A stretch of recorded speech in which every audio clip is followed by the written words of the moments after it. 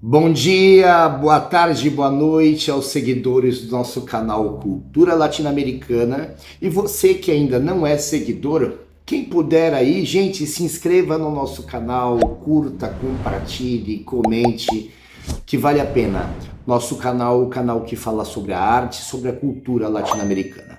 Antes de nós iniciarmos, eu quero já fazer os agradecimentos aqui a Oswaldo Salmazo, parceirão, que sempre faz a parte gráfica pra gente. Aliás, sempre que eu preciso, o Oswaldo tá aí, pronto para ajudar. Então, um grande beijo aí, Oswaldo. Mas bora lá, gente, vamos para nossa vinheta.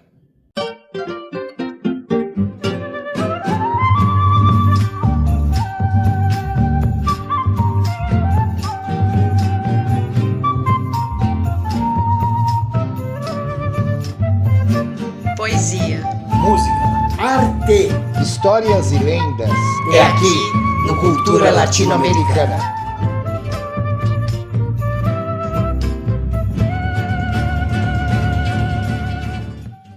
Voltando aqui então, gente, no nosso canal Cultura Latino-Americana, o programa que nós criamos, que é o Cantos e Contos, um programa que conta a história, fatos ocorridos com os músicos, histórias de bastidores, histórias engraçadas, histórias tristes.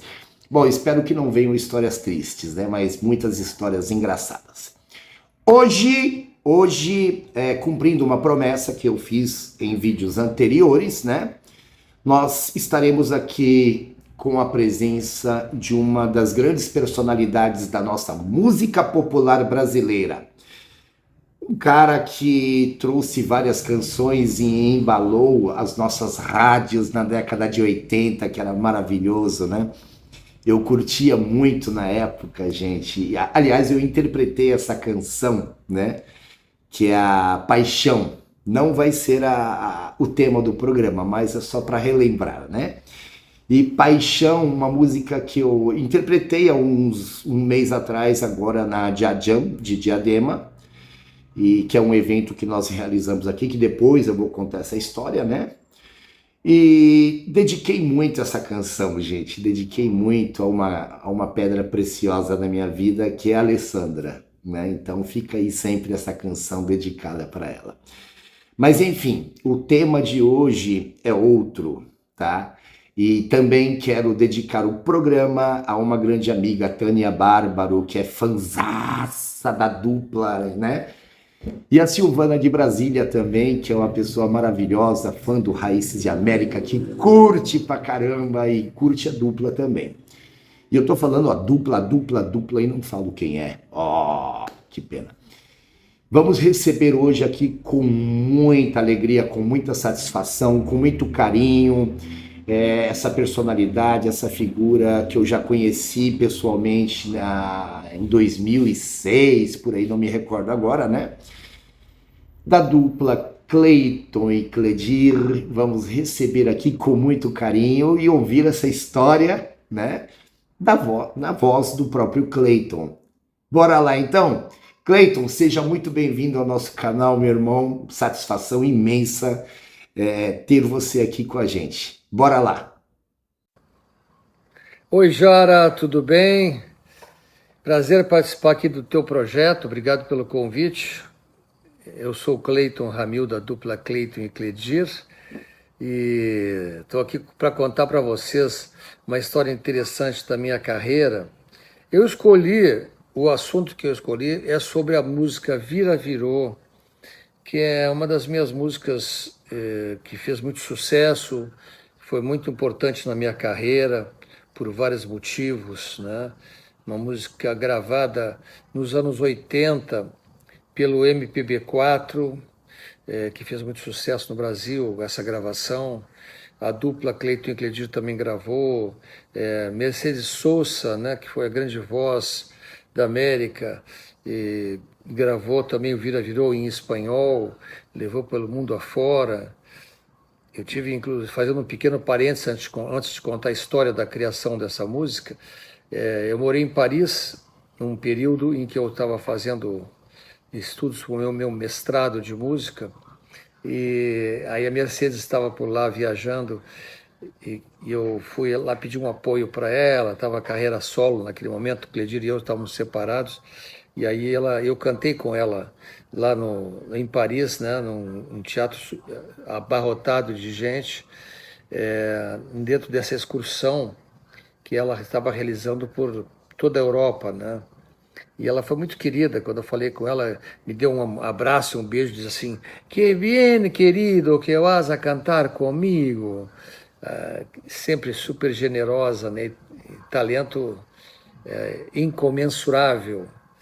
Mas a história que eu queria dividir com vocês, que eu acho pitoresca, é o processo, né, que me levou a criar essa música, que foi uma história bem interessante, que marcou muito a minha vida, que eu estava...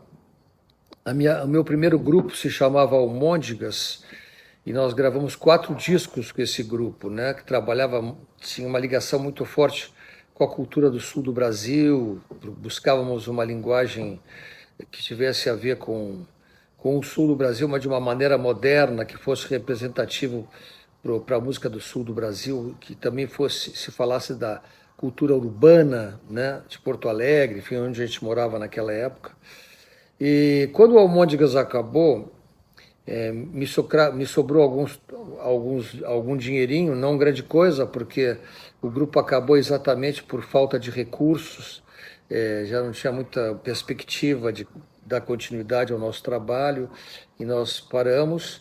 E eu namorava uma carioca, que a família dela morava na Inglaterra naquele momento, e ela me convidou para ir para lá, porque quando a banda acabou, que foi um trabalho longo, de mais de 5 anos, eu fiquei muito depressivo, fiquei muito sem saber o que ia fazer da minha vida, né?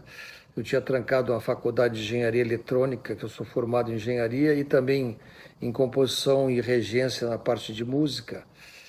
E aí eu fiquei perdidão, né? Pô, o que eu vou fazer agora e tal? Se eu voltava para terminar o último ano da faculdade que eu tinha trancado para vir morar no Rio de Janeiro, ou se eu ia continuar uma carreira solo naquele momento, o que eu ia fazer eu não sabia, né?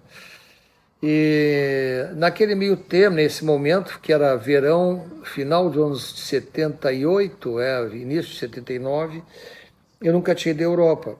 E como eu estava contando, a minha namorada tinha uma família que morava lá e me convidou: "Vamos lá, a gente ajuda você e tal", que eu realmente sozinho não teria nem condições financeiras de ir para a Europa, mas eles me ajudaram. Aí eu comprei uma meia passagem, a prestação, na época podia, e depois na volta eles me ajudaram.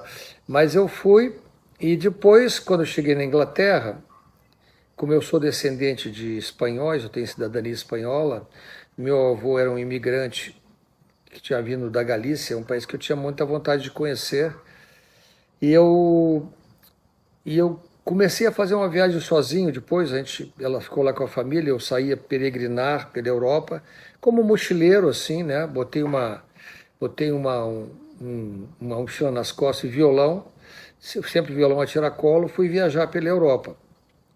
Quer dizer, a minha viagem estava muito limitada por uma questão financeira, mas o que eu pretendia era pelo menos conhecer a Espanha, né, onde tinha nascido meu avô, ele me falava muito de lá. E aí aí algumas coisas meio mágicas aconteceram naquele período. Para vocês terem uma ideia, eu estava em Londres, na casa de um amigo meu que morava lá, hospedado uns dias lá com ele, e chegaram outros amigos deles que chegaram de uma viagem, um voo charter, se não me engano, tinha vindo da Espanha para Londres, e eu já estava com planos de ir para a Espanha, e tinha sobrado um trecho da viagem de volta que eles não iam usar, né? Aí me perguntaram se eu gostaria de usar e tal, achei que não dava e tal, mas falaram: dá, eles vão contigo no aeroporto, a gente te ajuda, você dispara. Bom, aí embarquei de penetra nesse voo, né? Deu tudo certo, eu fui até Madrid nesse voo, de Londres para Madrid. Eu me lembro que tinha uma tempestade horrorosa no aeroporto em Londres, e a gente já saiu daquele aeroporto, foi para outro de ônibus para poder embarcar, né? E era uma viagem meio aventureira, né? Bastante aventureira. pessoal já bebendo no ônibus, umas famílias com umas garrafinhas de vinho, de rum, não lembro o que era, já passavam para todo mundo, aí virava aquela bagunça. E eu fui para Madrid, fiquei uns dias lá, fui parando num hostal, que são hotéis mais baratos, naturalmente, mas eu fui conhecendo gente, conheci pessoal ligado ao teatro, que morava em Madrid, que são meus amigos até hoje, depois de tanto tempo. Um grupo muito legal, muito forte, fazia um teatro muito conceituado lá na Espanha. E eu tive a oportunidade de assistir algumas aulas com eles lá em Madrid. E passei um tempo muito legal, né? Muito legal nessa estrada aí em Madrid. Já foi uma delícia. E como eles me curtiram muito, né? Fizemos uma boa relação, acabei morando na casa de um deles lá um tempo, fiquei 2 meses e tanto na Europa, quase praticamente sem dinheiro, né? Mas pela generosidade das pessoas. Dali, meu último ponto de retorno, que minha passagem me dava direito de volta, era parar em Lisboa. E eu também não conhecia Lisboa, mas bom, já que eu vou parar lá, vou ficar pelo menos 1, 2 dias ali, que sobravam uns trocados ainda no bolso, e eu parei em Lisboa, e aí aconteceu uma nova aventura maravilhosa nessa viagem mágica na minha vida, como eu já falei para vocês, né? Eu estava realmente me sentindo muito bem, algo que me fez extremamente bem, em termos de autoconfiança. Eu foi a minha grande terapia para superar o final da minha banda, que eu estava muito triste quando isso acabou, né? Foi um trabalho de em torno de 7 anos que estava se perdendo. E nessa viagem eu comecei a retomar energia, conhecendo gente nova, novas ideias. E ali em Lisboa eu conheci, através da diretora da televisão, que eu estava lá fazendo uma pesquisa de cultura, conheci a filha dela, Eugênia de Meli Castro, a Geninha. A Geninha estava querendo começar a fazer uma carreira solo de cantora e me pediu, quando eu voltei para o Brasil, se eu podia compor para ela. Então a história do Vira Virou é esse. Quando eu cheguei no Brasil, alguns meses depois, eu compus a música e enviei para ela cantar, fazer no primeiro disco dela, que depois eu participei dessa gravação, também voltamos para Portugal, eu, Cledir e Wagner Tiso também, que eu apresentei para a Geninha para fazer os arranjos. E aí o Vira Virou, que é um presente que eu fiz para ela cantar, na verdade, se tornou um maior presente da minha vida, né? Porque a música fez um sucesso tremendo. Foi um espetáculo chamado Vira Virou, um disco chamado Vira Virou também do MPB4, a gente viajando com eles pelo Brasil todo. E como eu já contei no início desse papo aqui, uma música que foi gravada por grandes artistas para minha felicidade. Então é isso, espero que vocês tenham curtido essa minha viagem, tenham viajado comigo nessa história e até o próximo papo aí. Um abração, Rara! Gente, maravilha! Cleiton, maravilhoso, muito obrigado, meu querido amigo, muito obrigado mesmo por participar do nosso programa, é sempre uma honra. Aproveito aqui, mando um abraço a toda a família Ramil, né? É uma figura que eu quero muito conhecer um dia também, o Vitor Ramil, seu irmão, que é um dos maiores, para mim, é um dos maiores milongueiros aqui do Brasil e da América Latina. Mas enfim, gente, tô adorando esse programa porque a gente resgata essas histórias de músicos, né? Histórias dos bastidores. Como eu sempre falo, todo mundo imagina o músico ali, né? No palco, mas não tem a menor ideia do que se passa na vida, né? E é muito bacana esse programa porque vem resgatar essas histórias. Bom, enfim, como nós já tivemos aí Chico Pedro, Turcão, agora o Cleiton, semana que vem, não me cobrem data, por favor, que data para mim é complicado. Teremos Zé Terra, grande parceiro também aqui de Santo André, que vai estar contando aí os seus causos, histórias. Ele é charanguista, violeiro, violonista, compositor, enfim, é um grande amigo também. Bacana, gente, quem não se inscreveu, se inscreva, ajude a compartilhar o nosso canal aí, a botar para frente essa ideia de divulgar a cultura latino-americana.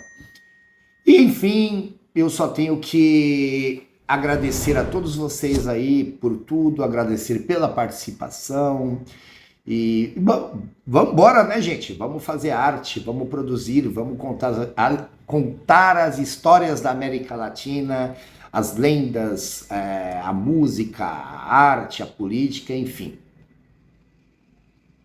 Nada mais? Um beijo no coração de cada um de vocês. Valeu!